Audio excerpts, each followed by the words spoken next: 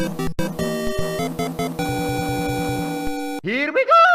Welcome to the Nintendo Powerzone. We are a videocast/podcast dedicated to bringing you the best Nintendo-related topics. As always, I'm your host, Nice One, and joining me is the full staff of co-hosts. We have Jada, Winsong, and Blues. Welcome back, gentlemen. How's it going, guys? Glad to be here. I'm doing good. I'm doing good. Glad to be back on the show once again. All right. Well, today we have a lot of news to cover, and in today's discussion, we're going to ask the question on a lot of people's minds. Did Ubisoft save Star Fox from Nintendo? So before we do all that, we're going to go ahead and we're going to slide right into the powered up news. And I want to start off with a big story that's getting a lot of attention, but I'm here to dash people's hopes. So Super Dragon Ball Heroes is coming to the Nintendo Switch. For those who don't know, Super Dragon Ball Heroes is an arcade game that is Japan exclusive. This game is celebrating its 8th year anniversary this year. This game is batshit crazy the way they do it. So they basically take every character from Dragon Ball history and then add a few of their own characters, and they put them in this world where power scales are out the window, and that says a lot when you consider that Dragon Ball has power scales that are already out the window, especially if you're talking about Dragon Ball Super. But yeah, so basically you play as the hero character Beat, and it's a card game, and these card games function very similar to Amiibo. They have little NFC chips. You put the card on the arcade cabinet. That card then comes to life within the game, and then you can play as one of any number of characters that have been released in the game. This is the game that made Bardock Super Saiyan for the first time, and they are right now celebrating in their 8th year anniversary with an awesome anime series that each episode runs about anywhere between 8 and 10 minutes. Very cool, and it's very reflective of what's in the game. So you see a lot of cool things in this game, like weird fusions, like with like future Gohan fusing with future Trunks to make Gohonks or Gohinks or whatever. You see things like Super Saiyan 4 Vegito, which is going to launch, I think, next month, which is very awesome. You have all these cool new characters, and you have these nice story arcs, and the game does tie in a lot to Dragon Ball Xenoverse 1 and 2, so if you're fans of those games, a lot of the content covered in Super Dragon Ball Heroes is actually familiar to you if you've played those. Here's the problem, though. As exciting news as this is not the first Super Dragon Ball Heroes game to be released on a Nintendo console. The Nintendo 3DS has actually had 4 individual releases of Dragon Ball Super Heroes. None of them have come to the US market. The reason for that being is because this is based on an arcade game that Bandai Namco has explicitly stated this game is for Japan only. And the same actually applies to that anime series like that I was just speaking about. They said this is for Japan audiences only, but that hasn't stopped a lot of like importers and bootleggers to find ways to bring these products to the States. So we've seen the anime take its place on YouTube. It's getting millions of views using fan dubs. And as far as the games are concerned, there are a lot of people who import them and just play the game without reading the game, essentially. So my thought process here is that because they've had 4 games released on Nintendo's consoles, the 3DS, they have not released one stateside. We will not see this game stateside either, which is a shame because I would really like to play this game. The only really good thing about this news is that the Nintendo Switch is region free. So at the very least, you can import this game any way you choose. You can go to AmiAmi or any other import site, and you can play this game. Whether or not you'll be able to read and play this game is an entirely different story. I really wish this game was coming stateside officially, but I'm here to dash you guys' hopes. Don't bet on it. And yeah, it's going to be a crapshoot. One of the nice things that I will give credit to for Bandai Namco is the fact that they have been releasing English and Chinese subtitles for games that do get released to the Singaporean Asia area. So in theory, what they could possibly do with this game is release it there, and then you'll be able to import the Asia version with the English subtitles. They've got a pretty decent track record of doing it. They've done SD Gundam G Generation Genesis for the PlayStation 4 and PlayStation Vita. That's came out about a year or so ago. They've done Super Robot Tyson, which is a game that's never going to see stateside because of licensing issues. Upcoming game that they're doing for the Switch is Kamen Rider Climax Scramble ZO, which comes out at the end of November. But it's a crapshoot because even though they've done those games, they didn't actually put the English subtitles in for the Switch re-release of SD Gundam G Generation. So who knows? It'll be nice to see in coming months whether or not we get some verification on that front, but don't lose all hope just yet. There might be a sliver of hope, even though it's probably won't happen. But we'll see. I just do not see any way this game comes to the States. The Bandai Namco has been really explicit on this game remaining Japan exclusive. And I understand that because for the most part, this is an arcade game. The audience has been built up over 8 years to be exclusively Japanese. The only place you can buy the cards is in Japan. The only place you can play this game is in Japan. So it makes sense that they just keep it, the way it is. If I believe that if America still had a larger arcade presence, we would have been seeing this game all over the country in every major arcade, because you can always kind of bank on Dragon Ball to be successful, in any venture, even if it's bad, with the exception of Dragon Ball Evolution. We don't have to talk about that. But still, we can, Dragon Ball is a proven commodity in, worldwide. It would be, this game would sell crazily if they did do it. I just don't see it happening. Yeah, it'd be tough. Let's say that for sake of argument, they do decide to publish it in America.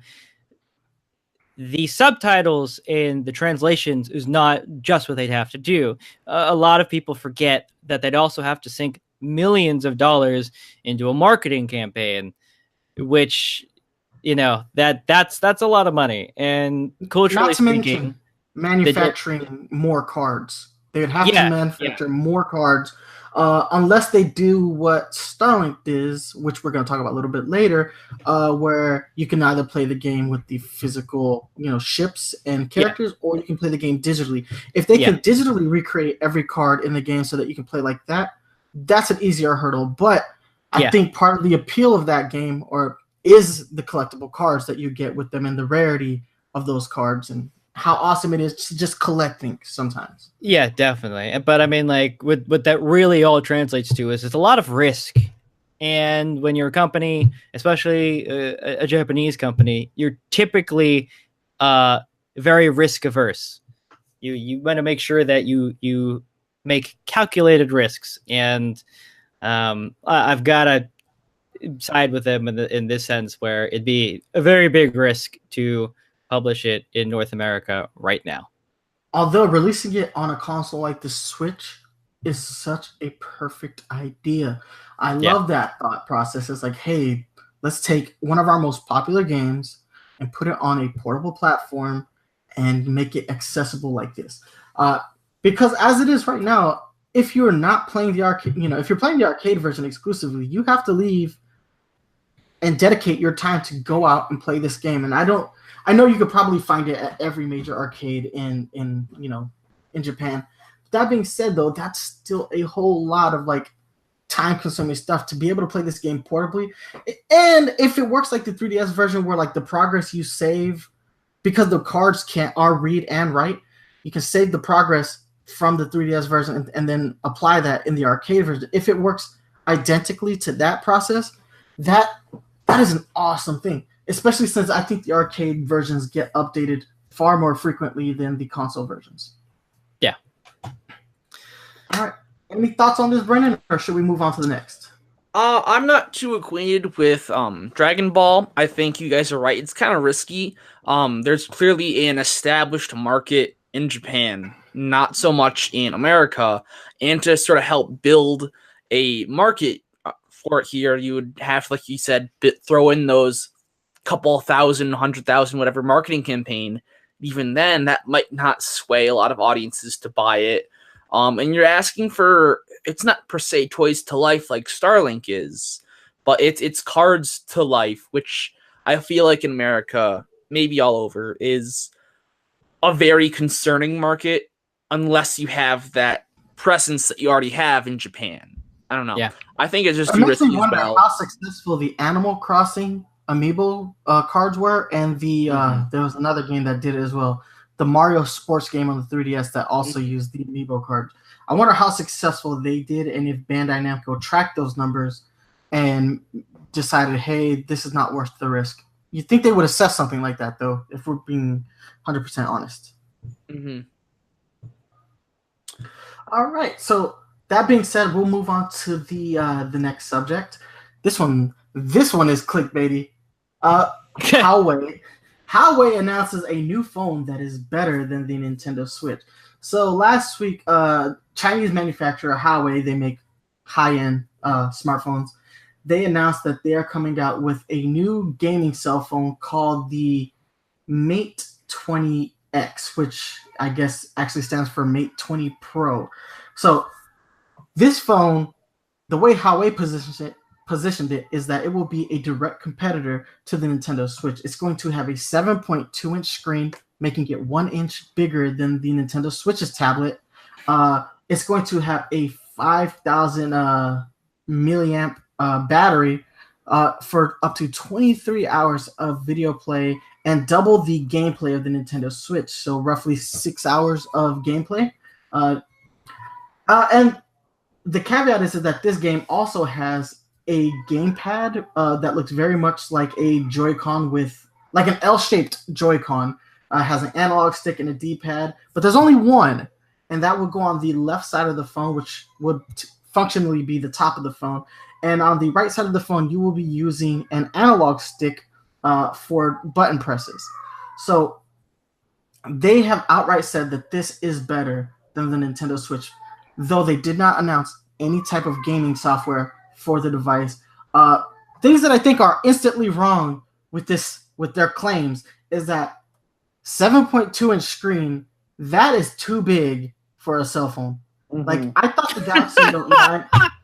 Galaxy Note 9 was a large phone, but when you're talking about a tablet here. This is a tablet. This is a tablet phone.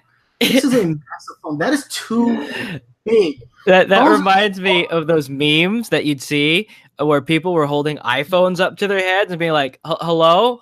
You know what I'm talking about? Shit, that's funny. I hadn't thought about that. 7.2 inches is a big cell phone. That is, like, ultimately, I want my phone to fit in my pocket still. Aside from that, like, their claim is entirely subjective. Like, without any kind of software announcements, like, it's almost impossible to determine whether or not something is better than something else. Now, granted, I expect it to have a better battery life than the Switch because ultimately, if you buy this thing, you're going to want to make phone calls and stuff, right? You want to do everything that you do on like a Galaxy phone or an iPhone. That being said, though, how long is it before this company gets sued by the same company that's suing Nintendo? Because if I'm being honest, this is more of an idea theft than what Nintendo did. Because this almost looks exactly like the Game Vice. That's the name of the company. Yeah, this looks exactly like the Game Vice, except that they kind of chopped it in half. Like, we don't have the second half of the controller. And that's the other thing that bothers me is that they want you to use a stylus to do button presses. The whole point of like the Nintendo Switch is, even though it does have a capacitive touchscreen, is that I can use buttons to play games. That's what makes the Switch superior to cell phone gaming, is the fact that you can press buttons. And obviously the software content is much higher. You're not getting a Breath of the Wild, a Super Mario Odyssey, an ARMS, a Splatoon 2. You're not getting those on the Hauwei Mate 20 Pro. Or all of this is subjective. And the phone costs $1,000. Ooh, I'll take my $300 for my Nintendo Switch any day. Yeah, so even if the product were better than the Nintendo Switch, the price point is clearly not.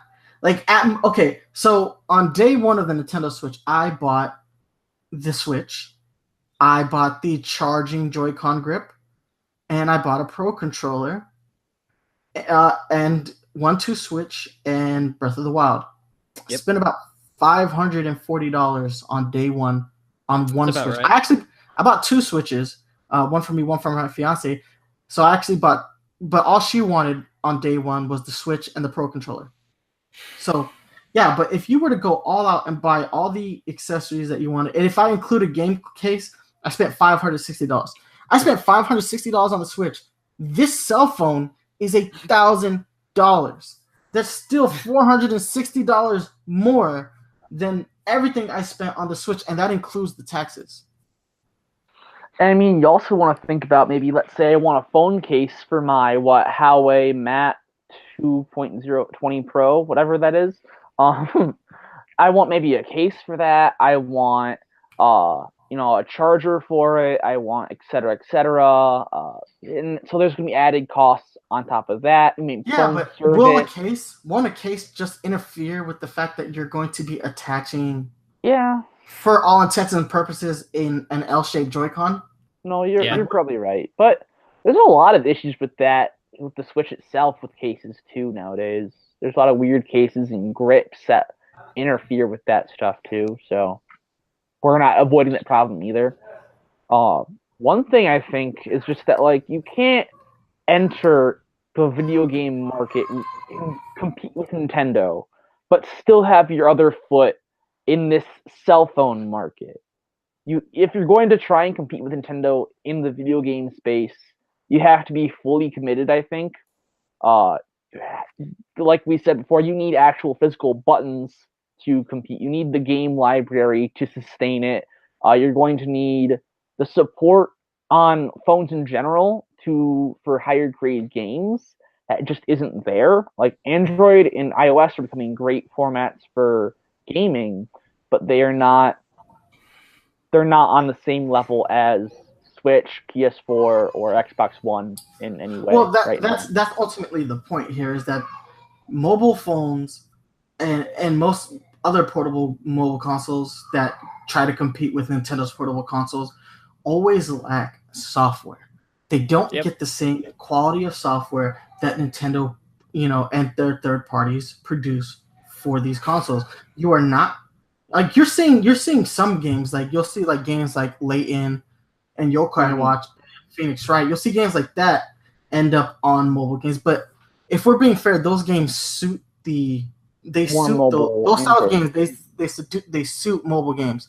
They fit right in because they're point and click adventures, or they require very little button presses to begin with, and there's something that a touchscreen can easily replicate. But there's no way on God's green earth are you going to be able to do all those crazy super jumps that you can do in Mario Odyssey on a cell phone. Yeah. And there I are think limitations to the software. And that's another thing. You have to fully commit. The fact that they're 1 foot in the gaming industry and 1 foot in the cell phone industry, I feel like it's really hurt them in both the cell phone and the gaming fields. And I think this kind of reminds me of the N-Gage. I was actually going to talk about that. The N-Gage, for all y'all youngins, was a Nokia invention that was a mobile phone gaming thing hybrid that was supposed to kill the what? It was the Game Boy Advance. The Game Boy Advance. And after a year and a crap ton of money sunk into it, they only had a dozen games, maybe 20, and most of them were shit. It did not go well, and it's they did have Splinter Cell though. The Splinter Cell game was all right. Yeah. I mean, they had 1 or 2 okay games, but most of them were not good. I mean, the very first attempt in smartphone gaming phones, I think still the best attempt in the Sony Xperia Play. Nothing's going to top that. Even that just failed completely. Yeah. Well, didn't that basically just take PS1 era games and just kind of throw them on cell phone software? It also had Minecraft, I think, though. So there's Look, that. I don't think cell phone games. I used to be adamantly opposed to them until developers started getting smarter and started making games that suit, cell phones, like games like Angry Birds or Plants vs. Zombies. To a lesser extent, games like Pokemon Go really utilize the software in great ways. I have no issues when companies make software that suits the platform. The problem is that they are positioning themselves as a direct competitor and saying that they're better, but they have no claim to that because they, outside of hardware specifications. If we're being honest, was the PlayStation Vita a superior device than the Nintendo 3DS? Yeah. Oh, 110%. It had an OLED fucking screen. Like the colors and the deeply saturated dark blues were fucking fantastic. It was a phenomenal system. Well, last episode we talked about this directly, is that the PlayStation Vita was a superior console with bad software, and a lack of support. If the same thing happens to the Mate 20 Pro, you are going to see the exact same thing that happened to the Vita. Now, I don't know how much more damning it is for a cell phone company to make these claims and jump into this market if they can't completely justify that with software. So ultimately, we'll find out where this goes. Yeah. I think that's all we really have to say about that. Without the lack of support, it's more powerful, but until we see that support, that software on there, it's not gonna win any hearts, win any sales, and I think we don't know if it will. I think we're right now assuming it doesn't have any because it's in that mobile space, but I don't think it will actually have it. We'll wait and see. We'll report on it maybe later. I don't know. Any thoughts, Jaden Winsong? I mean, I can't. I mean, Huawei is a really big company, sure, but I can't imagine them having enough clout in the actual game industry itself to pull some super big exclusives. I just can't imagine that happening. No, that's probably accurate. I think the best they'll get is like Clash of Clans on the Mate 20X because that's what people want to be the Switch killer. They've already shown Arena of Valor, which we just got on the Nintendo Switch a couple days ago. It's not like Arena of Valor's new, though. Arena of Valor on the Mate 20, that's the Switch killer. 110%. Like, what the fuck are they thinking? Well, we'll see where this goes. I ultimately think that they've made a pretty bold claim. I don't think they are going to be able to justify that with software. But, hey, if you're going to come out swinging, swing for the fences, right? So we might as well just go ahead and move on to the next topic. So our next three stories are going to tie directly in with our main topic. So I want to kind of quick hit these ones. So we're going to talk about StarLink Battle for Atlas in our news. And the first story comes from who's the original source on this? OKCool.com. Or .ca. They did an interview with the developers of StarLink Battle for Atlas, and in it, they said that they started working on the Star Fox content before they had gotten approval from Nintendo. So basically, it was always the plan to bring Star Fox into this game. And at E3 2017, when they unveiled the game for the first time, after they unveiled the game, they had a sit down with Miyamoto and the Star Fox team at E3, and that's when they presented them with a 3D printed R-Wing that they basically painted a base gray, and we're like, we want to add Star Fox to the game. The game is going to utilize Toys to Life. We think Star Fox would fit in perfectly in this universe.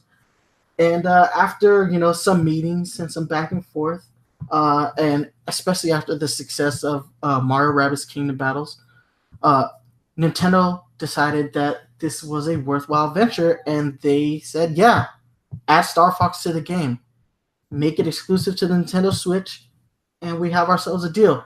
And really interesting that they had the balls to do that. The same actually happened with Mario Rabbids Kingdom Battle.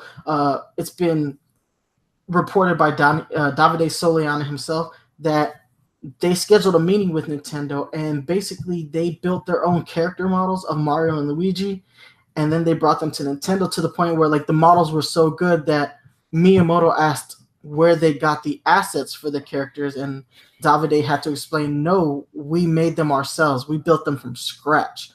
Like, and that alone showed Miyamoto the level of dedication that Davide Soliani had for Mario, and said, you can make this game as long as Mario doesn't jump. And he gave him like that specific like restriction. But damn it if Mario Rabbids Kingdom Battle wasn't one of my favorite games of 2017. I love that game. And the Donkey Kong DLC is just as good. Like, Ubisoft's relationship with Nintendo has been extraordinarily amazing, and I've appreciated the results. But yeah, they have some stones though. Like, here's the game announcement. Hey, you mind if we have a real quick meeting? We want to ask you a question.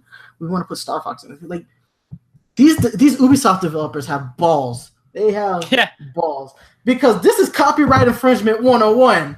If we're being 100% honest, this is copyright infringement 101. They put him in the game already, and then they had a 3D printed model of an R-Wing and said, this is our goal. This is our idea. But something about it just triggers Miyamoto in a good way. It's like he sees these ideas and he sees the dedication. I'm like, yo, Nintendo needs to start poaching some Ubisoft developers, in my opinion. It's funny. Yeah. So thoughts on this? What do you guys think about them just adding Star Fox to the game without Nintendo's approval immediately? I can think of it. I can see a situation where it started off as not even like an intention to have him in the game as an actual end production goal. Kind of like they were just building the engine, they were building some system, and some guys who happen to work at Ubisoft for old Star Fox fans are like, hey, let's just throw them in so we can fuck around in the sandbox system using an R-Wing. Wouldn't that be fun, guys? And I can imagine it starting like that and then gaining traction to the point where it's like, no, this actually is a really good idea. Let's approach Miyamoto at the next E3. You know what I mean? That I could see it happening that way. It would not be the first time that we've seen developers put stuff into their games so that they themselves could mess around with it and then remove it before the game goes live. So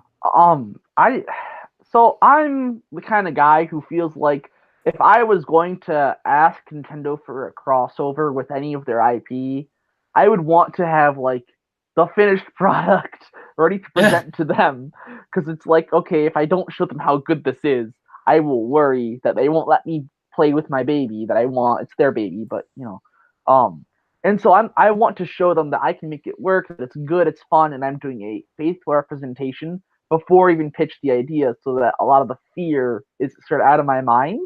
But at the same time, it's a waste of resources and assets if you're going to make an entire game. They didn't make the entire game, I'd assume. Star Fox game, let's say, at that point. But it's how I personally feel like it should be done. And I get that it's copyright in that assets, but it's permission first, and then allocate the resources once you get the main game done. But I don't know. I think it's great. I think it was almost a shoo-in that they would say yes. Because coming from post Mario Rabbids Kingdom Battle, so you have some relations there. You're showing the level of dedication not only once with Kingdom Battle, but twice with this, and they're on a very good relationship level. So I think there's a little fear there. Mm. I can agree with that. I mean, ultimately, I feel, if just to get a little bit off track and say, a lot of what they did in the game is very Star Fox, from the way that dogfights work and even land-based combat, all feels very Star Fox, especially Star Fox 64. The game plays from the pilot aspect of it, it plays very similar to Star Fox games to the point where even the commands that you use to initiate things like doing a loop-de-loop so that you can shoot behind you is exactly the same motion that you would do in Star Fox 64. The game fundamentally works like a Star Fox game. You can see the influence of Star Fox in StarLink. Definitely. Yeah. So it's not just it's not just paying homage in the sense that they added the character to the game. They took design cues from Star Fox. A lot of them, especially like not for nothing, Star Fox 64 is the best Star Fox game, and it took a lot of design cues from that. And it just goes to show how well they were able to implement. It adds to them implementing Star Fox, in my opinion. It just makes the game that much better. And then the Toys to Life stuff is all secondary, in my opinion, as far as the implementation. So that was from OK Cool. Great article. If you haven't read it yet, I'll put the link in the description of the show because it's a very good article.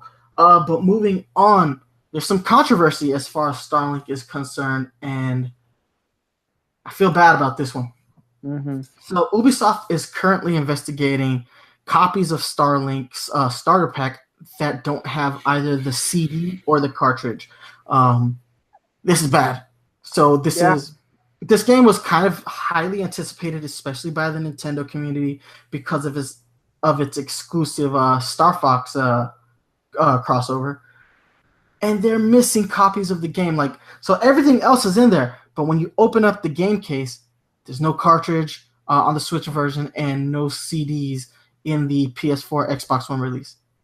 Not a good way to launch a new IP, and it was a pretty significant number of people who made this claim.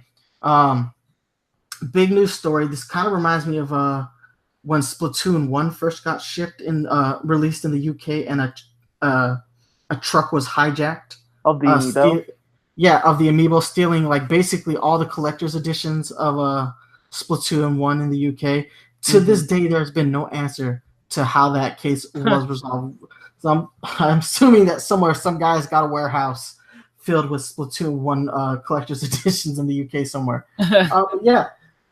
Not a good way to launch a new IP. This is very bad. So Ubisoft did release a statement, and it goes as follows. We've been made aware that a small amount of Starlink Battle for Atlas starter packs have been shipped without a copy of the disc and or cartridge included. We are currently investigating the scope of this issue and potential solutions. In the meantime, if anyone affected by the issue, please tell them to contact Ubisoft customer service at support.ubi.com, and they will provide assistance. So I like the fact that Ubisoft is on top of it, but their statement came out pretty much the following day. The game was released the following day. They had issued a statement. Hopefully, the people who bought this game and had this issue, hopefully it's been rectified for them at this point.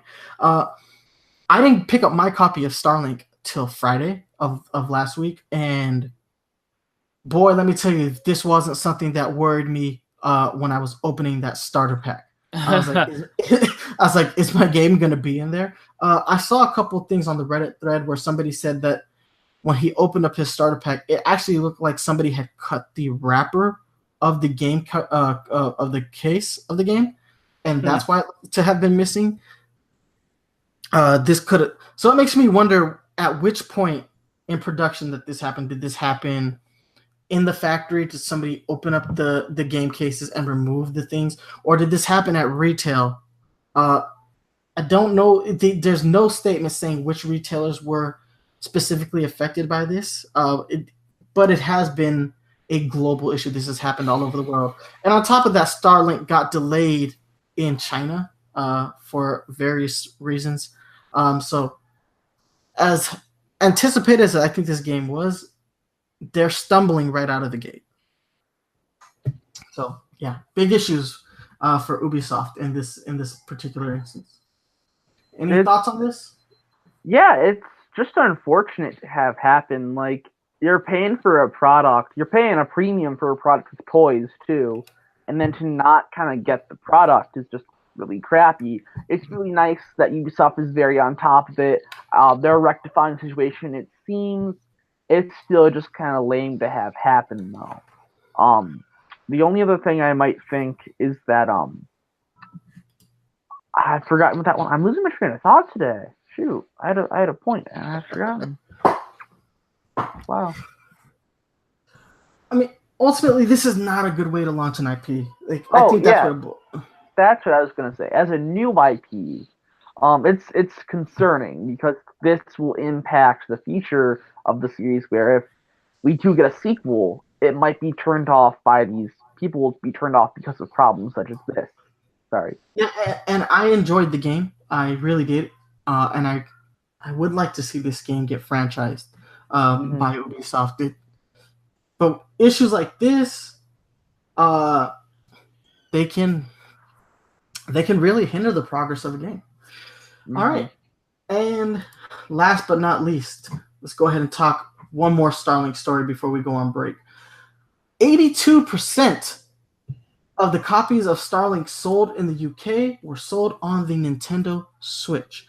82%, with 9% selling on the PS4 and 1% on the Xbox One. So Xbox having the lowest install base of a game. This game only was in the top. This game did not crack the top 10 in the UK though. It was the 14th game in their in that sales week. Still pretty good. Launched as a top 20 game.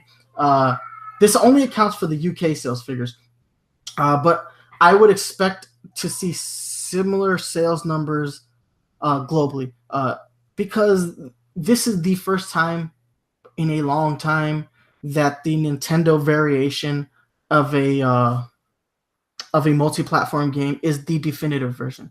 There are there's more content missions on the Nintendo Switch version than on any other version. Brendan and I were talking about this last weekend. This probably could have been done very similarly. The way that Star Fox was added to the game probably could have been replicated with characters like Ratchet and Clank for the PS4 edition, or Master Chief or Marcus Phoenix for the Xbox version.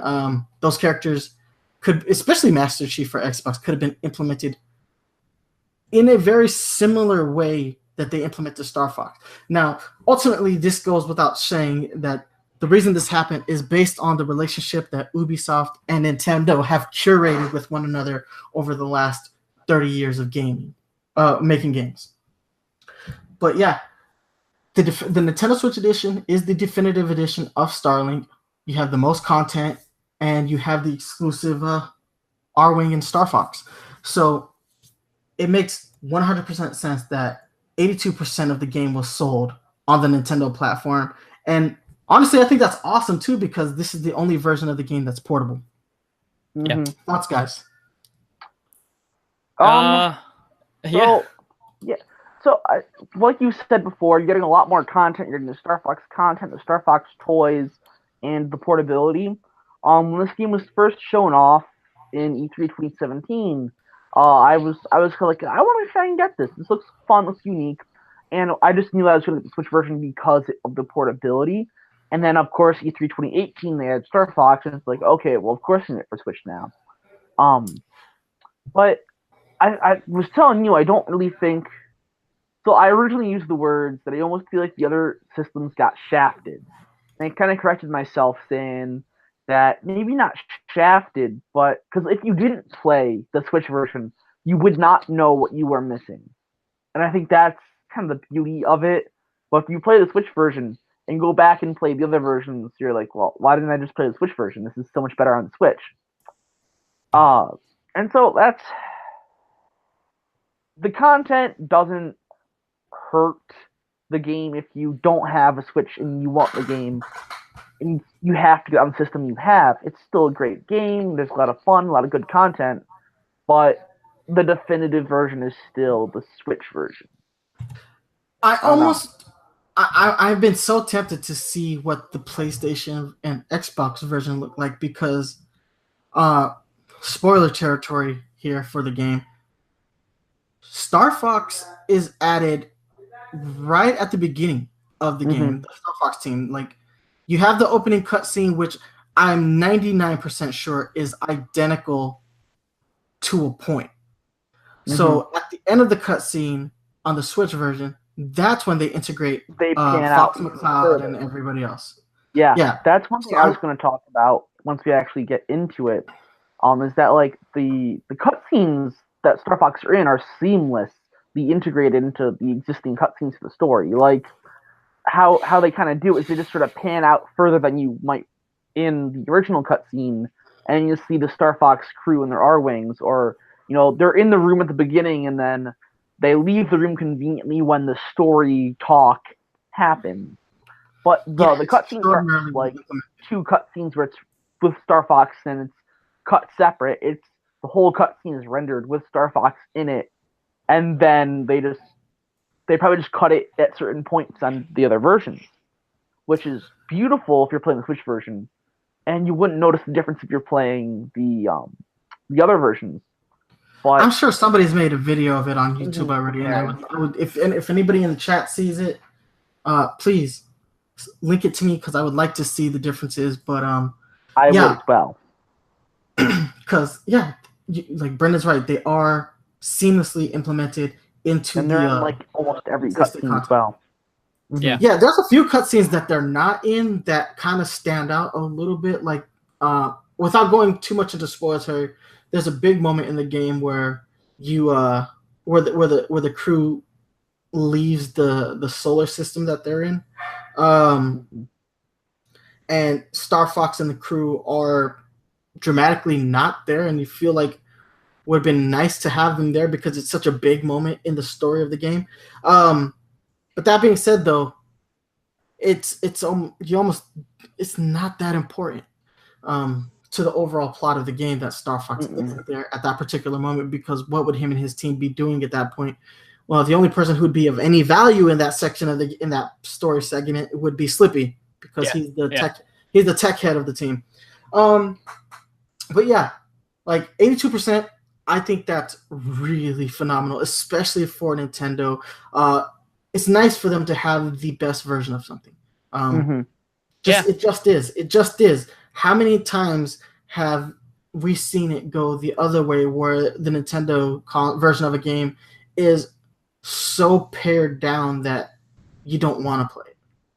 Like, how many times have you seen a game come out on a Nintendo platform and it's just the worst possible version? The games that really stick out to me are like the Spider-Man games of the PS2 of the PS3 era, like the ones that came out like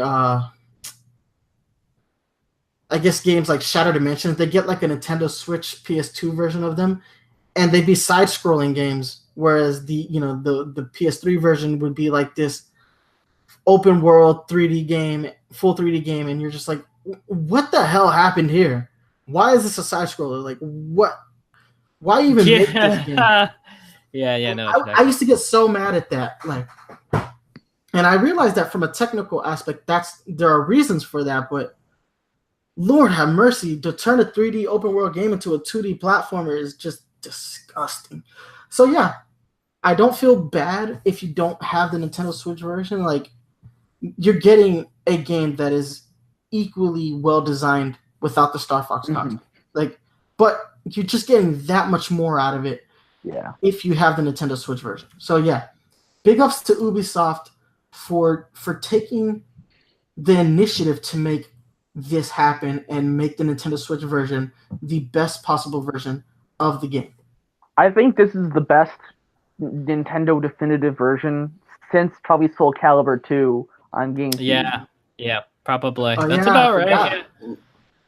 Man, who do the Xbox have in Soul Calibur? They had like Spawn. Something like that. Guess. I don't remember that far back. I don't know. I remember my GameCube version. I don't even remember who the character. I feel like it was like Spawn for the Xbox version, and it's not important. Soul Calibur best played on the GameCube. Anyhow, yeah, agreed. All right.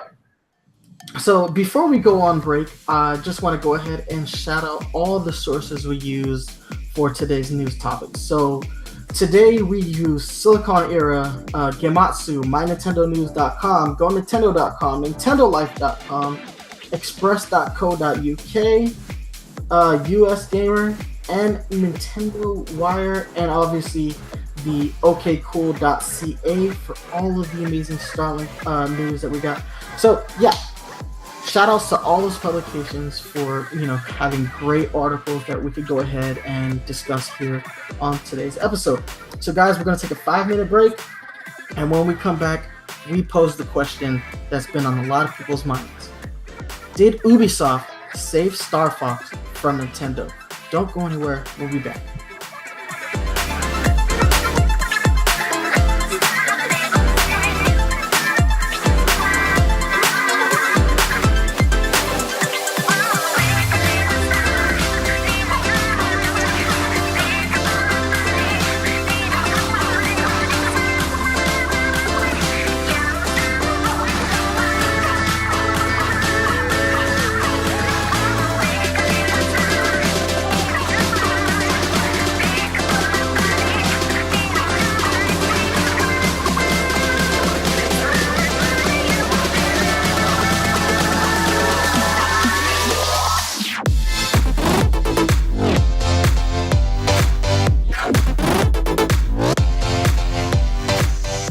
Welcome back to the Nintendo Powerzone. If you guys are just joining us, I am your host, Nice One, and I'm joined by my co-hosts, Jaden Winsong and Blues.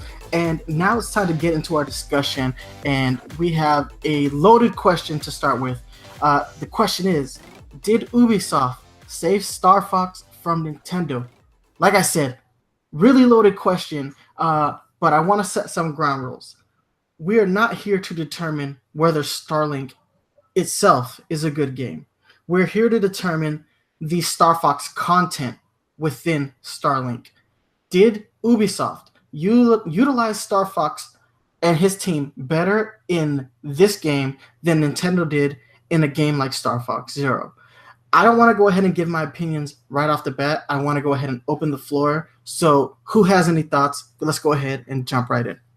So I kind of wanted to talk about what Nintendo's been doing wrong with Star Fox first, but to just simply, we can talk about it later, but to simply answer your questions, I think Ubisoft obviously did a great job making things, true to character for Star Fox. It really does seem like they would be in these scenarios.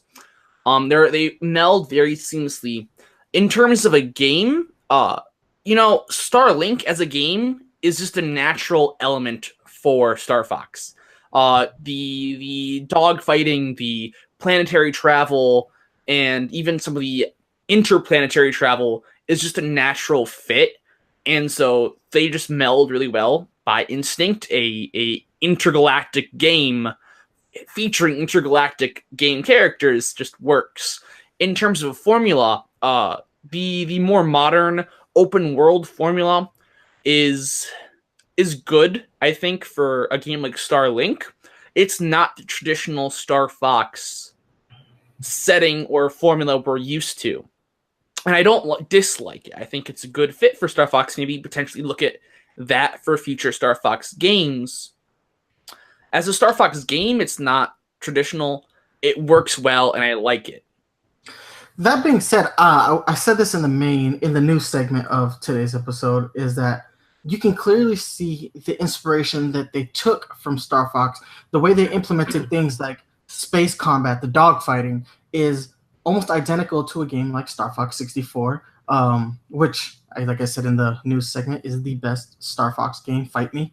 And even the ground combat when you're on a specific planet is very reminiscent of like those stages in the Star Fox games where you're playing on like, when the R-Wing is hovering low to the ground, or when you're in the why can't I remember the name of the tank? Oh, the Landmaster. The Landmaster. Yes. Come on, guys. Yes. So like, fail. I'm so sorry. I gotta Star Fox 64. You don't even know the name of the Landmaster. Come on. It's been a while. Yes, I had it in my head earlier and then it slipped me. But yes, it's very reminiscent to gameplay, like when you're in the hover mode in the R-Wing, or when you're in the Landmaster. when you're dogfighting, the input commands are near identical, with the exception of doing a barrel roll. For some reason, instead of using the left and right triggers, double tap A, and a directional input. Yeah, but doing the quick turn, the loop to loop turn, that's identical. And you can just see the inspiration that they took from Star Fox game, and it doesn't just apply to Star Fox or Fox McCloud himself. Every character pilots identically. You have some advantages to choosing other characters. Like some characters are faster, their ships are more maneuverable, some are slower, but they have better firepower, etc., etc. But you do see that they implemented a lot of game design from Star Fox and applied it with other genres that are more suited to open world games. But you see the design influences that they took. So that's it's a weird thing. I almost wonder if it's not design influences, but this is just the standard, that if you're going to do that loop-to-loop turn, given the setting, that's just how it should be done. I think Star Fox just discovered that that's how it should be done ahead of a lot of others, and so we relate that back to Star Fox thought of it first, but I think that's just naturally how we should make game control schemes in this kind of setting. Yeah, and that goes for games that are not just Star Fox. I mean, I do not think that there's any coincidence that we see like 3D platforming games, for example, return to ideas that were pushed by Mario 64 or Banjo-Kazooie. I think that era really set a lot of ground foundations and standards that we're seeing pop up again today. No, that's kind of the reason why I chose this topic. On top of the fact that I was highly anticipating StarLink on the Nintendo Switch because of the Star Fox thing, I was looking at the Star Fox games that have come out, and there have been far fewer Star Fox games than most of the other popular Nintendo IP, which goes that says a lot, because the Star Fox brand maintains its popularity despite the fact that it's one of the underutilized franchises that Nintendo has. If I'm looking at core releases for Star Fox, we have Star Fox 64, Star Fox Adventure, Star Fox Assault, Star Fox Command, Star Fox Zero, and the recently released Star Fox 2, but we all know the story about Star Fox 2 getting canceled after it was complete. Like, that game has only seen the light of day because of the Nintendo, the SNES Classic Edition, the Super NES Classic Edition. Like, the only reason we've seen that is because Nintendo wanted a big selling point for that particular console. It's the one thing that they had that they can't do on any other classic systems that they can release. There are no 100% completed games like that on the NES or the 64. I wonder if it has to do with the era that we're in.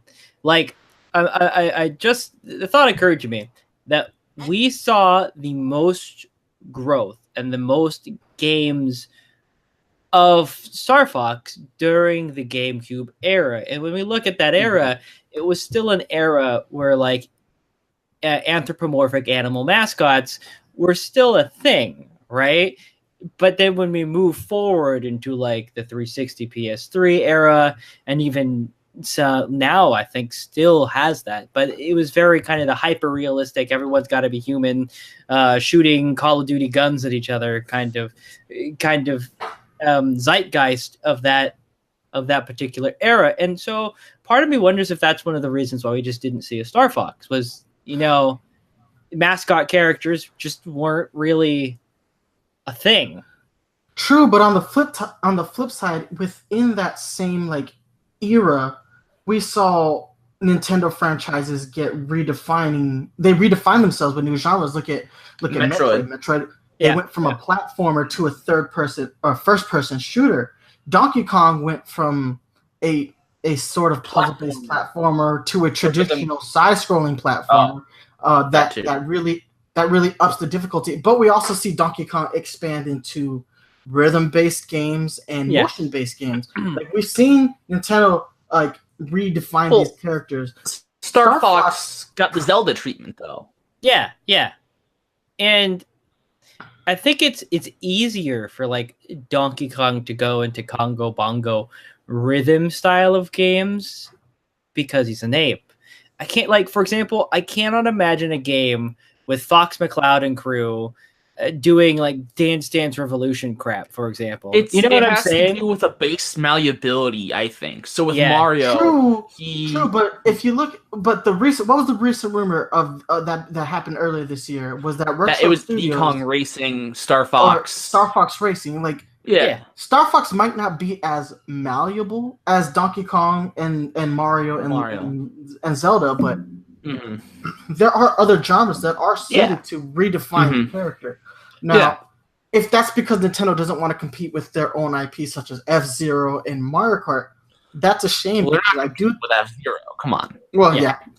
But still, I mean, like there is a space racer that Nintendo does, own legitimately. That is their own IP. Like there are avenues that they could take Star Fox. Now, ultimately, could we see the F-Zero James McCloud in Star Fox Racing? I would actually kind of like to see that. That'd be pretty cool. It does take a lot of design cues from Fox McCloud's father. But no, I want to get back on track. So in 2015, we saw the release of Star Fox Zero. Star Fox Zero was kind of panned before it even came out. Like the graphics were unimpressive, and the motion controls were an impedance to the overall gameplay. It was too gimmicky with like the transforming of the R-Wing into the Chicken Walker, as they so dubbed it on the internet. The gimmick of having to use the little drones. There were a lot of things that people had to say about Star Fox, and I think it currently sits at like a 69% on Metacritic for Star Fox Zero. And I believe that's, just do a little internet searching. StarLink Battle for Atlas Metacritic. I should have had this up. I don't know why I forgot. Did you see StarLink? I thought you were talking about Star Fox Zero. Yeah, but I want to compare Starlink's Metacritic. For comparison's sake, I want to take Starlink's Metacritic and compare it to. So on Metacritic, Starlink is sitting at a 75% with an 8.0 user score, and by comparison, Star Fox Zero. Yeah, apparently. And no results found. Okay, so it came out in 2016. I was mistaken. 69% on Metacritic with an average user score of 7.4. Now, two different styles of games, but within sort of the same genre, space exploration, space fighter. We're looking at a vastly different, Metacritic feedback score and user score. Like we're seeing that if we're comparing just the two games based off of their scores alone, StarLink is the superior title. But again, I want to tie this into the Star Fox content itself. What do you guys grade the Star Fox content within StarLink Battle for Atlas? Just the Star Fox content. It's like kind of a 1 through 10 or something. We'll go on a 1 through 5 scale. Let's 1 through 5. Ooh, 3.5 to 4. I give it a 3.7. It's in that same range. The character models look great. The combat looks great. The gameplay, all that stuff feels great. Even the voice acting is really great. Where Starlink falters with the Star Fox content is that I think is the overall length and the story. Now, it's great that the story works in conjunction with the main storyline. And I think that's where the issue lies, is that the Starlink stuff is so well integrated into the Star Fox stuff that they are one and the same. So while you're doing a Star Fox mission, it is not uncommon for Star Fox to interact with characters like Mason and Carl and all the other people that are within the Starlink universe. There's a lot of character action between them. You can tell that both of these teams are combining their resources in order to help one another. But that's the hindrance there, is that stuff actually affects the well-being of the Star Fox content alone. But outside of that, the Star Fox story itself, if we were just, it's actually pretty good. Like, they're after Star Wolf, who's using the technology that's presented in StarLink to basically conquer the universe. That's like his ultimate goal. It's interesting to see Star Wolf function autonomously, because up until this point, we've only seen him working with Andros in the franchise. Yeah, he's a mercenary, Yeah. so he's for hire.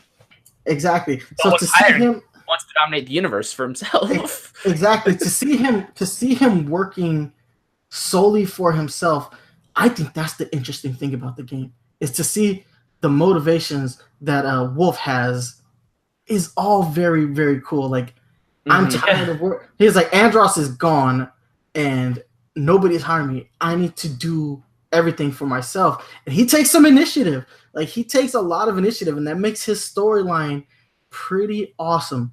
I do have to say, it is a bit weird that, to me, that that the studio outside of Nintendo has been able to flesh out Star Wolf better than Nintendo has in the past, I don't know, God knows how long. It's kind of sad in a weird way.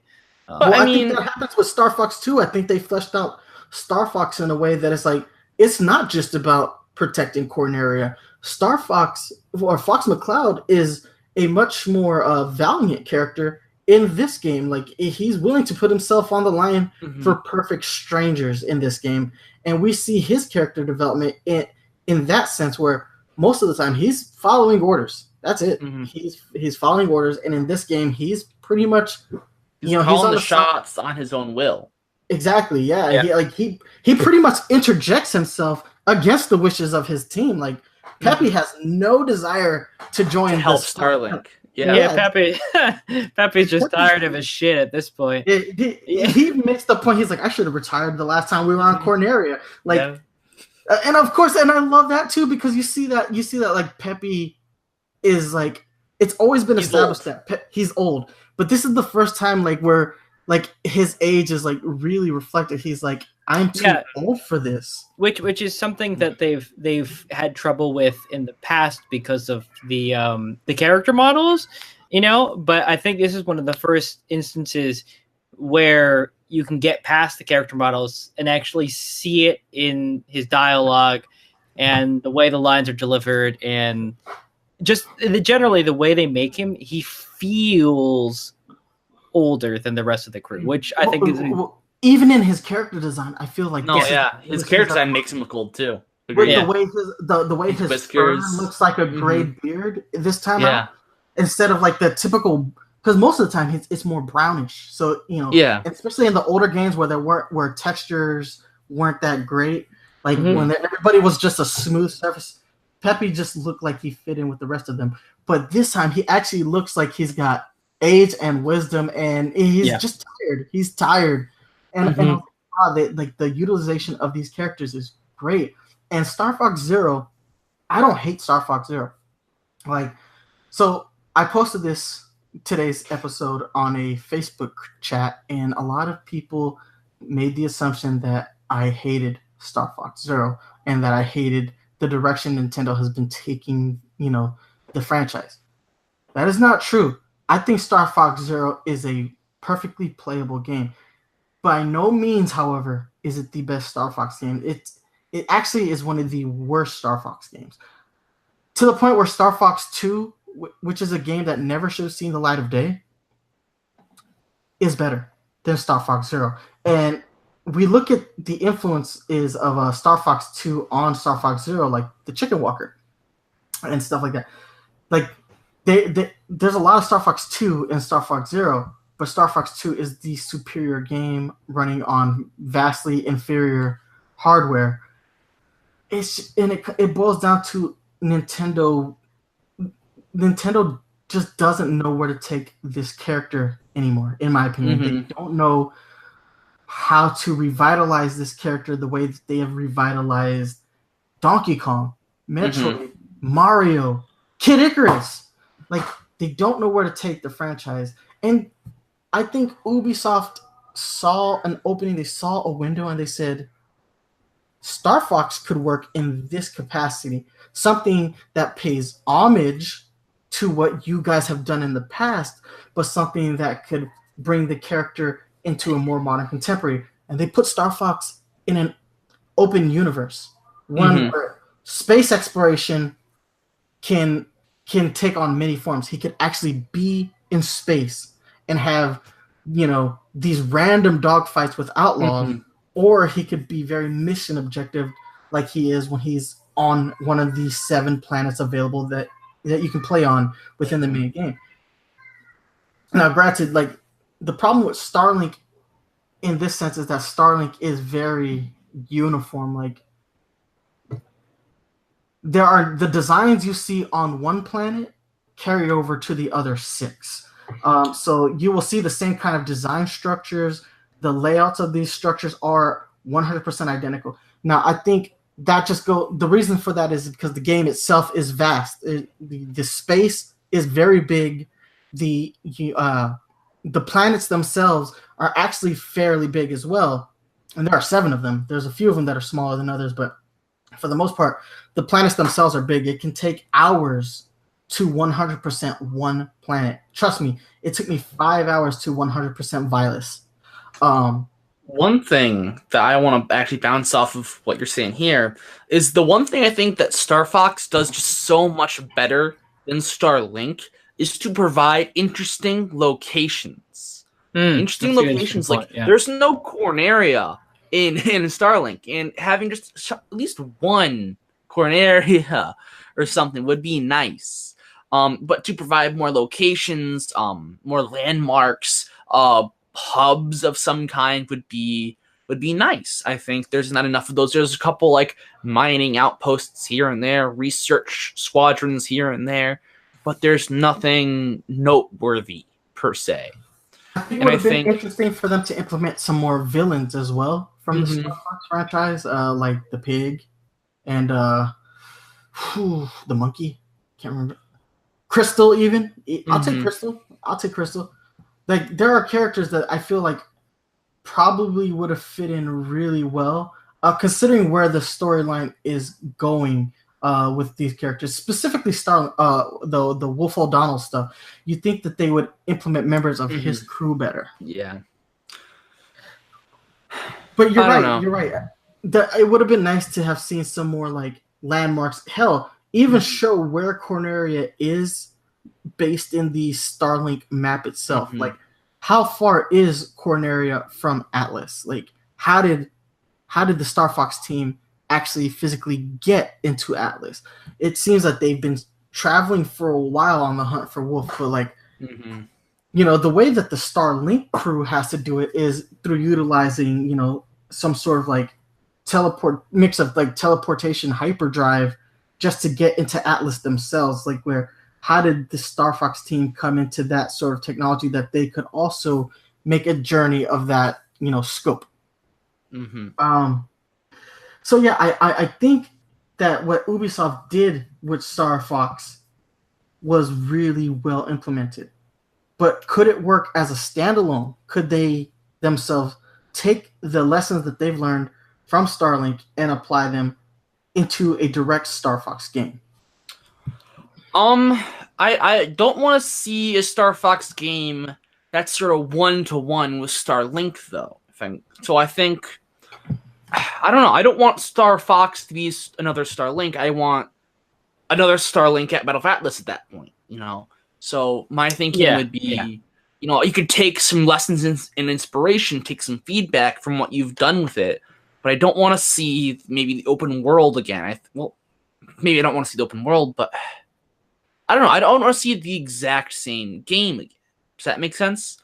I know what you're talking about. One thing that I think might differentiate well is you know, my favorite part about any of the Star Foxes that I like is the multiplayer. Star Fox has great multiplayer when it's good, especially the 64 version. 64 and Assault had some of the best.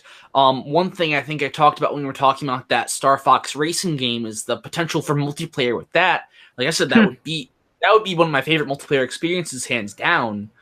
Just looking at what we have from Diddy Kong Racing, existing Mario Kart, the world for multiplayer races in that just blows my mind. But looking at sort of maybe a more multiplayer aspect from what we have based off of StarLink, there's a 2-player co-op. I actually have not had the chance to try it out, but I would imagine that it's the same as what we currently have. But how I might actually like to see a multiplayer Star Fox bees. You pick, I'll be Fox, Jaden, you'll be Slippy, Nice One, you'll be Falco, and then we got Peppy. Peppy's gonna be a AI computer or something. I don't know exactly, but we would all sort of pick it, and we would work as a team to just play co-op, and then obviously have a more traditional multiplayer versus mode as well. But I would like to see a bit more done with multiplayer. I think could be good. I think maybe make it more mission based in that traditional Star Fox is linear arcade shooter, even though it's a rail open. Yeah, it's a rail shooter. That's the word. Thank you. And while maybe don't make the Ubisoft Star Fox, let's call it, completely linear on rails, but have some more linearness with the mission objectives, I guess. I don't know. I kind of see what you're saying. I would like to see them maintain the open world of it all. Yeah. Because the traditional Star Fox games, if we go back and look at like Star Fox 2, Star Fox 64, like you have like that map, that that HUD that you have the branching paths. Yeah, I think that is a bygone of an era that is long since passed. I don't think branching paths should be done. No. Yeah. I don't mind a branching path as long as it's done more organically and you have the option to go back. With the way that basically how Starlink works, like how Starlink has that. When you look at the map of Starlink, which if you look at the Starlink map, it's actually really similar to the layout of a Star Fox map. If you actually go and look at the way the planets are scattered about, looks very much like the Star Fox branching paths up until you see, Andros. Very similar, but more maintain that open world. So I could go to Tundra, which is one of the planets that you go for your Star Fox missions, but I also have the option to go to Vilas and Haven and all that. Leave those past. Let me pick which planet I go to next, which in Starlink, they kind of always tell you where to go next, even though you do have the option to explore any planet. They always give you direction. But give you branching direction. Exactly. Take the direction away from the game and allow the player to explore the universe as they see fit without that guidance. I could see that open world mixing. An open world like that would mix well with Star Fox as long as there is something that the character can do on each one of those planets. How about something like Mario Odyssey's sort of navigation style, where you start with your basic Cap Town, and then you go to the Jurassic world. But there's sort of smaller open environments still. Maybe give a linear mission for both, and then after like 2 missions, you have a branching path, and you would go over to the other one after you complete that. I think maybe a more Odyssey style formula might be good. True. I also want to point on this. I don't think we've discussed this yet. One point where I think Starlink completely fails is one of the things that I think Star Fox Zero's 100% succeeded in. Is that's the implementation of motion controls, especially in dogfights. My last Star Fox game was Star Fox 2, but before that it was Star Fox Zero, and I have had issues since Star Fox Zero functioning without motion controls in a dogfight. I like the fact that Nintendo saw the usefulness of motion controls for that game. And I was expecting Starlink to embrace those, but the only motion controls accessible are when you are in the zoomed in mode, which makes you lose sight. A lot of sight of all your enemies. Yeah, you can't see where they are, and the way it zooms the ship in also makes it harder to navigate. You, especially if you're having a dogfight in an asteroid belt.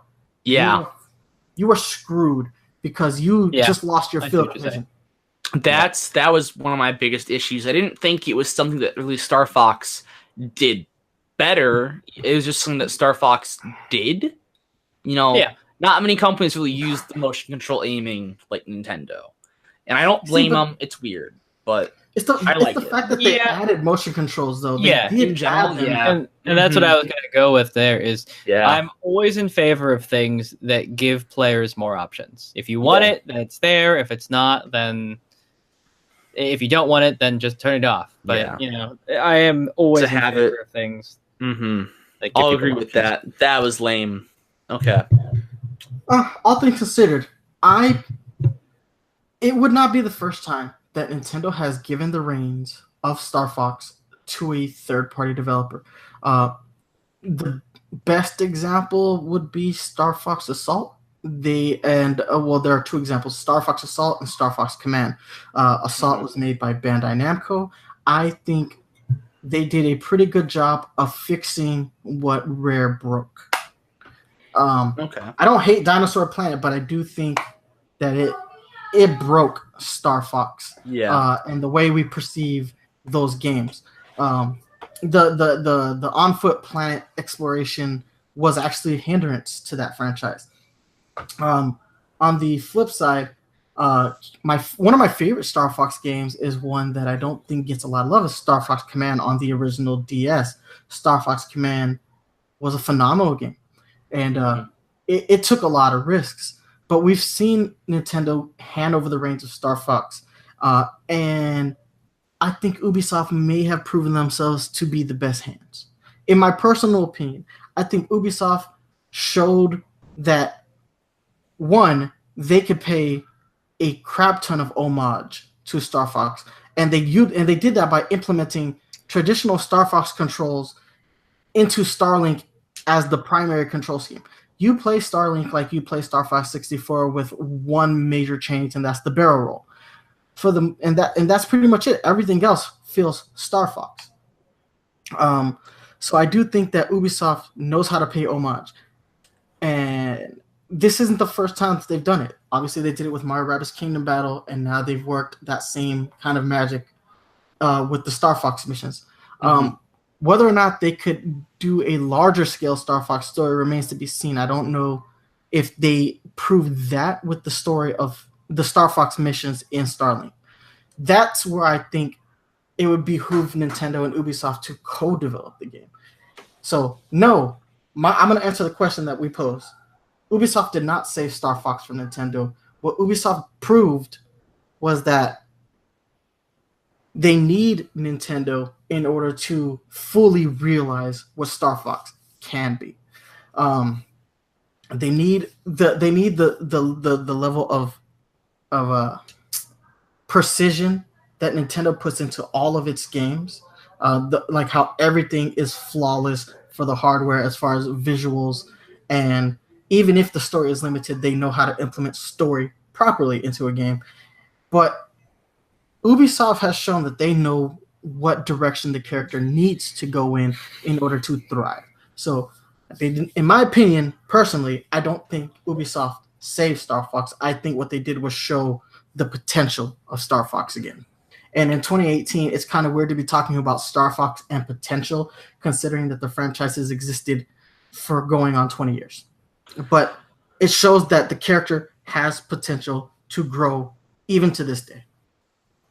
This is where I wanted to sort of talk about what has been plaguing the Star Fox series for a while. At the beginning, I mentioned this. And it's... So we look at, Dino Planet, I guess, maybe the first one that really messed up, is... It's gimmicky. That's being a Zelda game is a huge gimmick. And so it's adding things like gimmicks. It's the dying formula. Like we said before, the branching path, linear rail shooter isn't as appealing as it was in the N64 era. And so those formulas are old, they're outdated, they haven't found a good footing on where to properly take this. In Star Fox Zero's case, it was I think the biggest issue was that it's a return to form, it's a reboot, it's a refresh, when that's not, I think it's not necessarily what they needed. And they didn't get it right even with that sort of refresh. And I think in Starlink Battle for Atlas's case, it's not that they maybe made a good Star Fox game, but Star Fox meshed well in Starlink. We're not playing Star Fox, and I would be hesitant to say that if Ubisoft made Star Fox or even co-developed it, that they would make it good per se. If they, because there's the problem of how do they take a full-fledged Star Fox? Do they add gimmicks to it? Would Nintendo, maybe if they co-developed it, want some kind of gimmick? It's adding the gimmicks, adding a better formula, just making the game right, I feel like is still kind of tricky. Finding that footing that they've been struggling to find. I think, like we said, the open world exploratory formula of Atlas is cool, but I've mentioned before that I don't want that per se in my Star Fox game. I want that as my Starlink game. And so I'm hesitant still. I think there's still room for error. Ubisoft, it's not like they can't do no wrong. They can still screw it up. And I think that risk increases when they're given the chance to make a full game that's Star Fox rather than mesh Star Fox into their existing IP, Starlink. I think you're onto something there, though. Like, because the big question is, where do we take Star Fox now that we acknowledge that the format of the rail shooter is antiquated, right?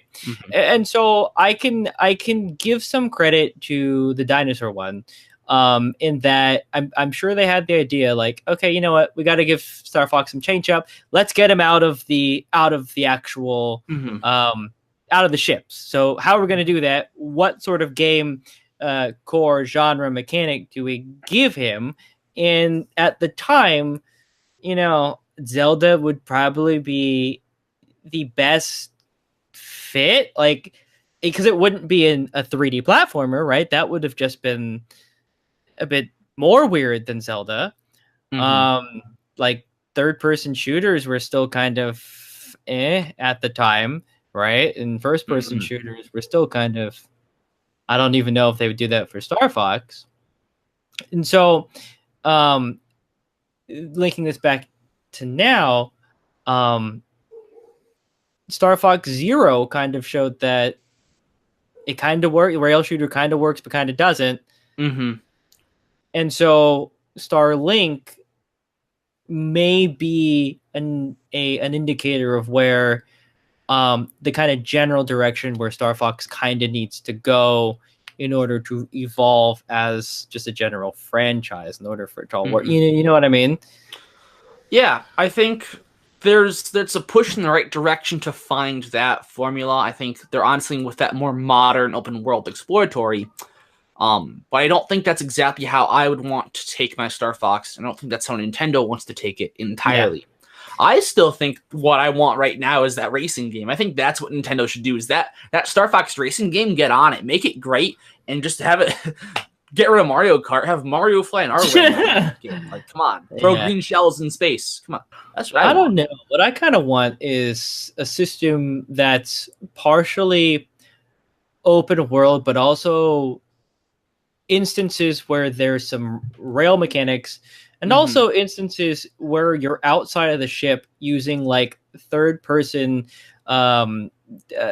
Gears of War kind of cover mechanics. You know what I mean? Yeah, like an actual shooter, a third person shooter maybe, but it's you have to get behind the wall and fire Fox's patented laser, Yeah. I think that would be cool too.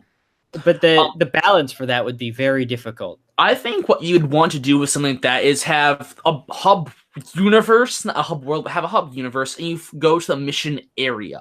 And the mission areas would either be, that linear on rails shooter, or the get out on the ship and fire to complete the mission objective on foot.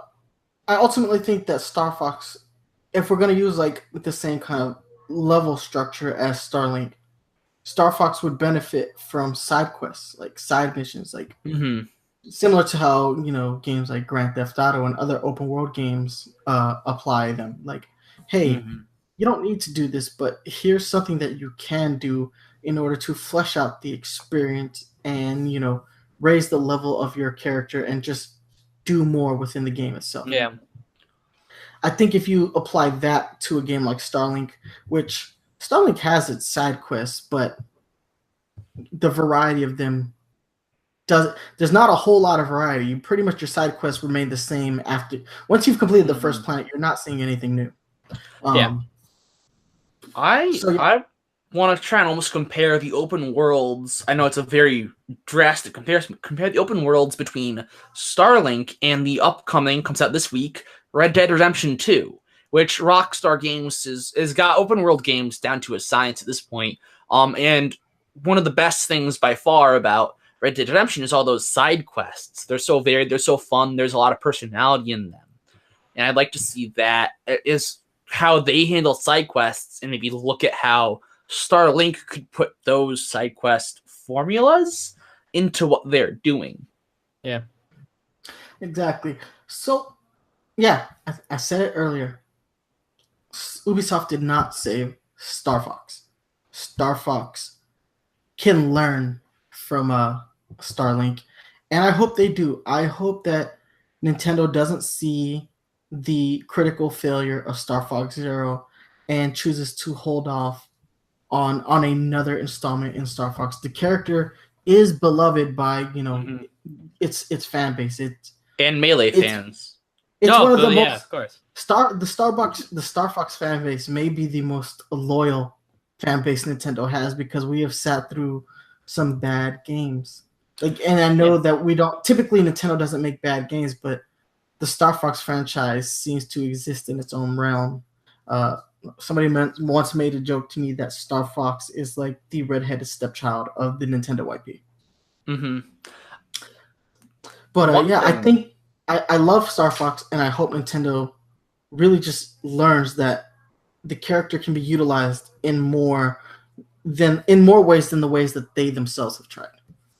Oh, actually, we've talked about sort of handing the Star Fox IP off before, as well as other things like we've talked about handing IP off, like Metroid and Donkey Kong off to Retro Studios.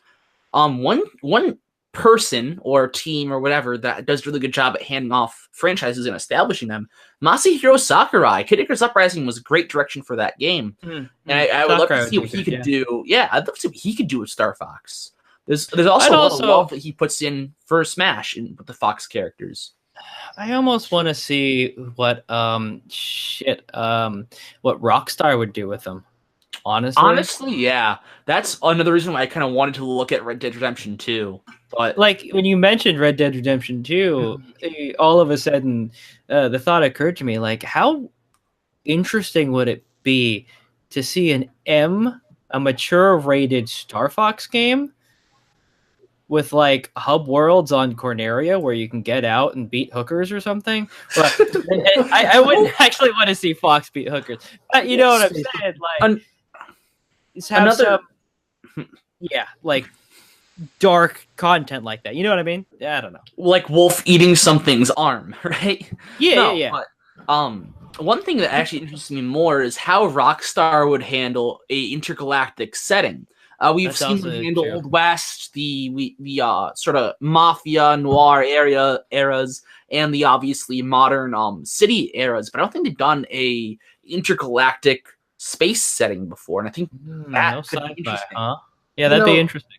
With all the homage that Star Fox pays to Star Wars, it would have been interesting to see LucasArts try their hand at a Star Fox game when they were still developing their own games. Yeah, that would have been interesting at that point in time. Obviously, we know that LucasArts no longer exists in the capacity that they did then, but it would have been interesting because a Knights of the Old Republic style Star Fox game could be incredible. I think that would be cool too. Yeah, I think you could do a lot with what you were saying with the on-ground stuff too. Would be nice, old format. Yeah, that's the problem with like Star Fox Adventures is that the format. The way the game was built, it was never intended to be a Star Fox game. Miyamoto just kind of came and said, "Hey, that female fox looks like a Star Fox character. Why don't you just make this a Star Fox game?" And that style of development may work for Nintendo of Japan, but it clearly did not work for Rare. Like, did not work for Rare, and I think Rare almost completely tanked the Star Fox franchise. And this was when Rare was making amazing games. This is like that era where we still considered Rare to be a top tier AAA developer. And since that game, they have not been that. They have been the opposite of that. They basically made kiddie games for Xbox. I'm talking about you, Viva Pinata.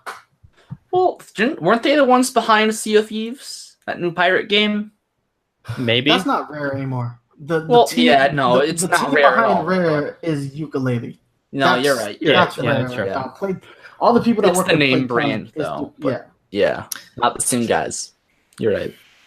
But I have nothing left to say on the topic. I think we pretty much covered what Ubisoft has done for the franchise and whether or not they saved Star Fox. And I think we've made some good points as to where the franchise could go if it was to go outside of Ubisoft's hands and Nintendo's hands entirely.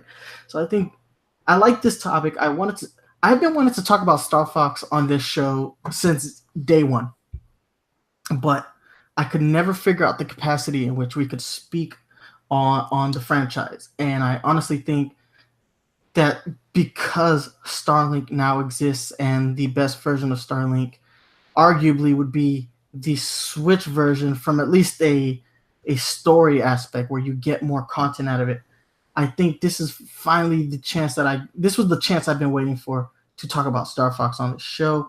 I've always loved this character and I've loved these games. But it's been a hard road to love these games. Like, this is like a broken relationship that you keep trying to make work and it doesn't necessarily work, but then there's that spark that keeps you with that person, and that's what StarLink did for me. StarLink reminded me of the reason why I loved it. So really glad I finally got a chance to talk Star Fox on this show. Will probably be another this is year 3 of the podcast, so it'll probably be another 3 years before I get the chance to talk about Star Fox in any capacity. I mean, maybe if Retro reveals what they're doing soon, and it happens to be that Star Fox game, and it's coming holiday 2019. You never know. I don't even know if I want a racing game out of Star Fox. Still, I mean, I'm intrigued by the idea. It's a racing game. I love it. It's not what I want from Star Fox, but I want a racing game like that. Yeah. I'm more concerned with a Mario Kart 9 than a Star Fox Battle Racers or whatever they would call it. I would want Super Mario Kart. Super Mario Kart Maker. Super Mario Kart Maker is what I want from 9. That'd be kind of sick. Yeah, that's all I want. They tried that with F-Zero for the GameCube. I don't think that worked too well. Well, no, but things like Mod Nation Racers, Track Mania, Little Big Planet Kart Racing, those are solid course makers. Yeah. I forgot about Little Big Planet Racer. Mm-hmm. I think they could do it if they tried it again. So, All right. So, guys, we're going to go ahead and we're going to wrap this show up. But before we let you go, we got to hit you up with these social media links. So, you can hit me up on Twitter at Nice1983. You can email me at nice1983@gmail.com. You can hit us up on Facebook, facebook.com/Nintendo Powerzone. If you're a fan of this podcast, you can download new episodes on iTunes, Google Play Music, stream new episodes on Stitcher Radio. But if you want to watch the show live like you're doing right now, you can catch us right here on YouTube, youtube.com/Nintendo Powerzone. Guys, hit them up. Okay, I'll go first. Yeah, as usual, you can hit me up at Jaden Winsong on Twitch, Twitter. Yeah, those are pretty much the other ones. And YouTube. And that's Twitter's the best one to get me at, though. So, all right, you can follow me on Twitter at VKingBlues. That's the same for both YouTube and Twitch as well. Blues, as always, spelled BLOOZ. VKingBlues. All right, so guys, that's gonna wrap it up. Thank you guys so much for watching, and remember, stay fresh.